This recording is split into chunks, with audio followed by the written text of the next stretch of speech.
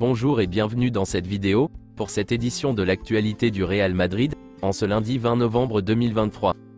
Si t'es nouveau sur la chaîne, n'hésite pas à t'abonner, et d'activer la cloche de notification, pour recevoir une notification dès que je publierai une nouvelle vidéo, et mets aussi un j'aime et un commentaire à la vidéo, pour me soutenir.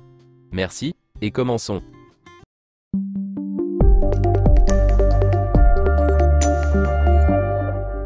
Selon une source fiable, voici les maillots du Real Madrid pour la saison prochaine. Le maillot domicile, le maillot extérieur, et le troisième maillot. Voici à quoi devrait ressembler le maillot d'avant-match du Real Madrid en 2024.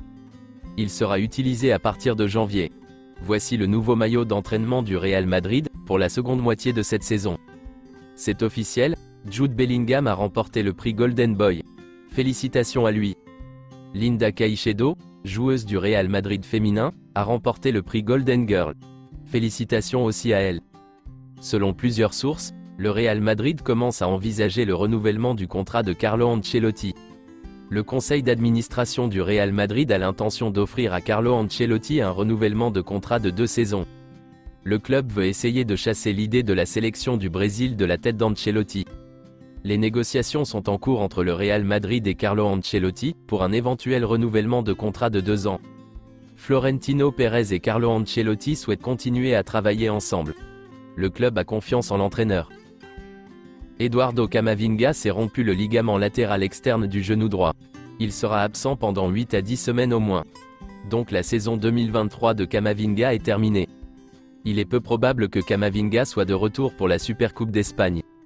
Le physique de Camavinga lui a évité une blessure plus grave. On craint qu'il ne s'agisse d'une lésion du ligament croisé antérieur. Le Real Madrid est furieux après la blessure au genou de Camavinga.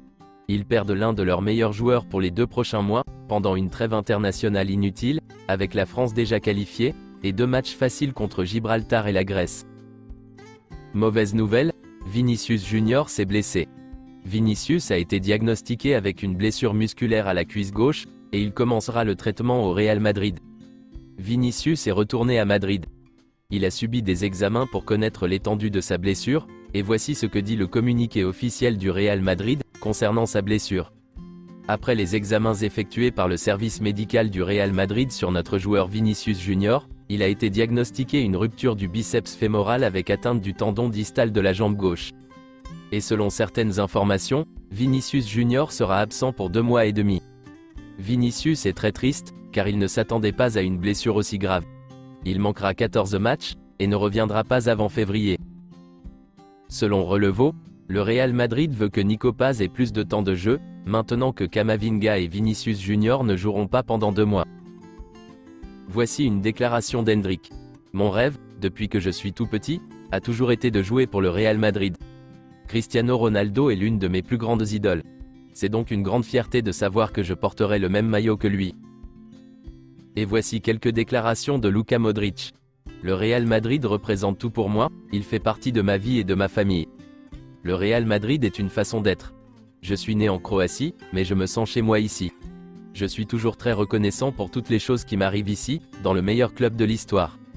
5 Ligues des Champions, je n'aurais jamais imaginé cela. Nous ne réalisons pas ce que nous avons accompli. C'est quelque chose d'absolument impressionnant. Le plus important pour moi, ce sont les supporters. À la fin, après les titres et les récompenses, les supporters sont la seule chose qui compte. Les Madrilènes ont toujours été adorables avec moi, depuis le premier jour. On ne peut pas tromper les supporters, c'est pour cela qu'ils sont si importants.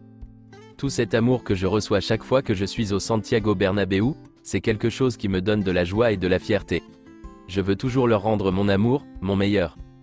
500 matchs avec le Real Madrid, je ne sais même pas quoi dire.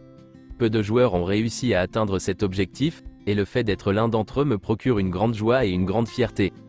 Jouer 500 matchs avec le Real Madrid, c'est incroyable, je suis fier.